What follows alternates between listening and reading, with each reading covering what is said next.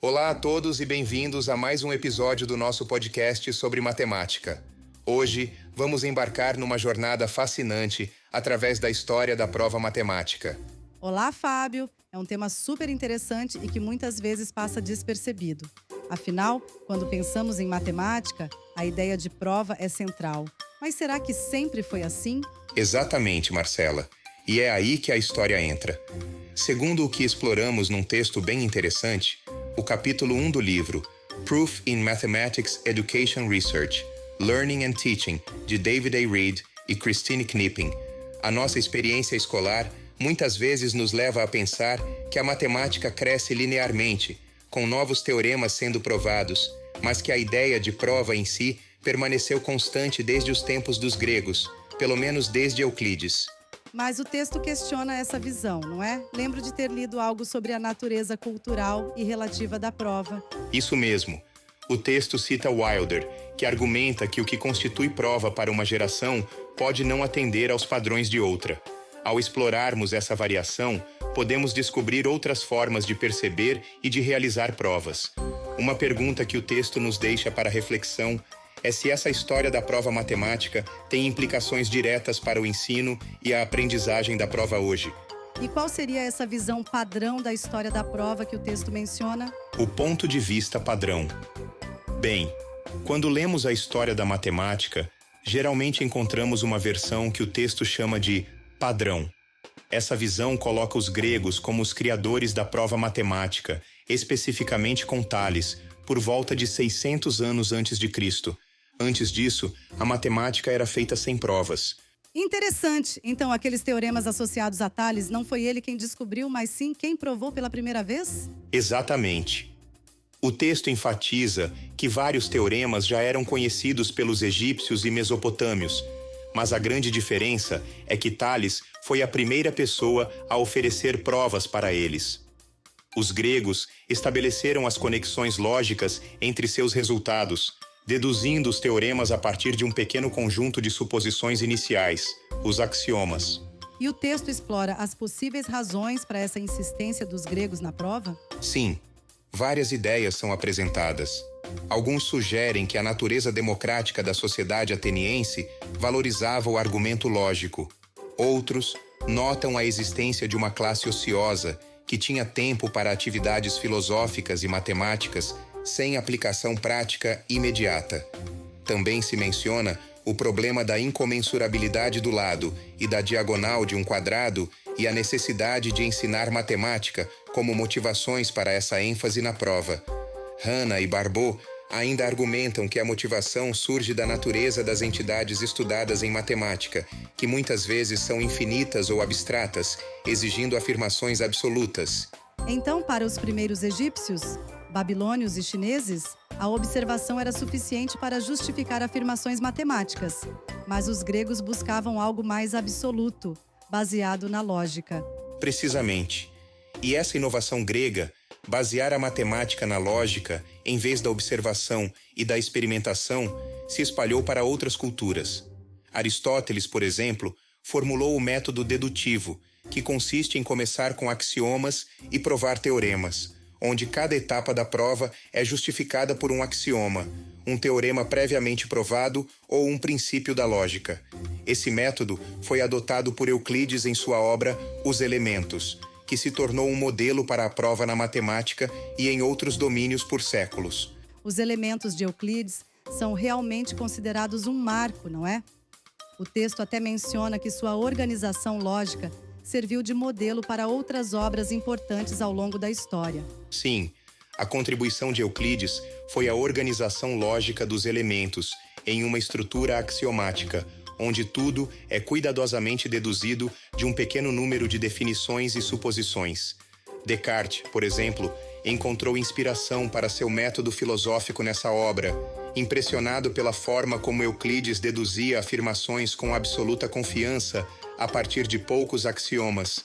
Para pensadores de Aristóteles a Descartes, o método dedutivo era associado à certeza.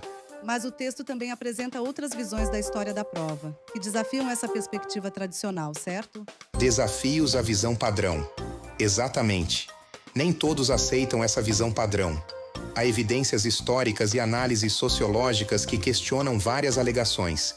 Uma delas é a ideia de que a prova começou na Grécia e se limitou a culturas com conexão intelectual com ela, principalmente na Europa. O texto cita Hanna e Barbot, que afirmam que para os antigos egípcios, babilônios e chineses, a evidência observacional era suficiente. Se aceitarmos que o método dedutivo sempre foi essencial à matemática, essa visão padrão implicaria que o que essas outras culturas faziam não era matemática. Mas o texto também apresenta outras visões da história da prova, que desafiam essa perspectiva tradicional, certo? Sim.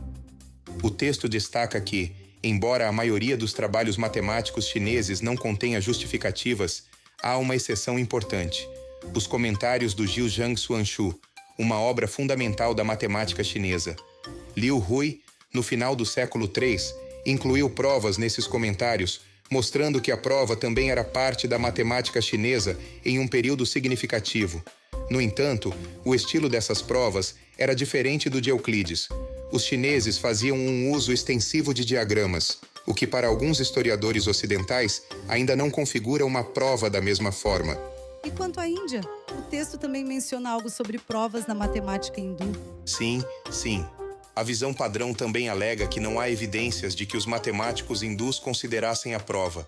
No entanto, Joseph critica essa afirmação, apontando que, assim como na China, provas, apapati, eram frequentemente incluídas em comentários de textos matemáticos, mesmo que não fizessem parte dos textos principais.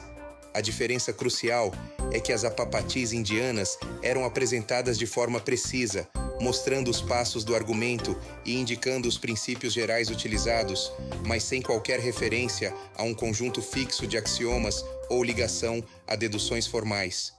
Havia uma ênfase maior na compreensão e clareza do que no rigor e na certeza axiomaticamente fundamentados, como na tradição euclidiana. Mito de Euclides. Exatamente. A visão padrão considera as provas de Euclides como modelos de rigor matemático que estabelecem teoremas com certeza. No entanto, essa alegação de certeza tem sido questionada. Davis e Hersh falam do mito de Euclides como a crença de que seus livros contêm verdades claras e indubitáveis sobre o universo, derivadas de verdades autoevidentes por meio de provas rigorosas, levando a um conhecimento certo, objetivo e eterno. Mas, na realidade, as provas de Euclides utilizam suposições não declaradas, referências a manipulações físicas e casos específicos para justificar conclusões gerais. Russell, por exemplo, aponta alguns erros nas primeiras proposições de Os Elementos. Um exemplo interessante é a primeira proposição, a construção de um triângulo equilátero, onde Euclides assume a existência de um ponto de intersecção entre dois círculos, sem provar que essas condições para a intersecção são satisfeitas.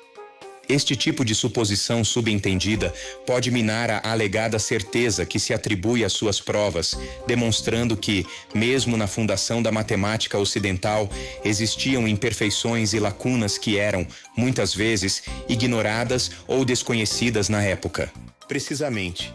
E essa inovação grega, basear a matemática na lógica em vez da observação e da experimentação, não apenas se espalhou para outras culturas, mas também influenciou profundamente a forma como entendemos a natureza da prova até hoje. No entanto, como vemos, essa visão de rigidez absoluta e lógica inabalável que muitos atribuem a Euclides e a outros pensadores da antiguidade é, em muitos aspectos, uma reconstrução idealizada que não captura totalmente as práticas matemáticas daqueles tempos. Sim, e essa compreensão moderna da prova como algo que deve ser irrefutavelmente estabelecido a partir de princípios lógicos estritos, é uma perspectiva que ignora a diversidade histórica e cultural das práticas matemáticas. Isso é particularmente relevante quando consideramos que, em muitas culturas, o que contava como prova não necessariamente seguia o modelo axiomático dedutivo que hoje, muitas vezes, tomamos como padrão. Exatamente.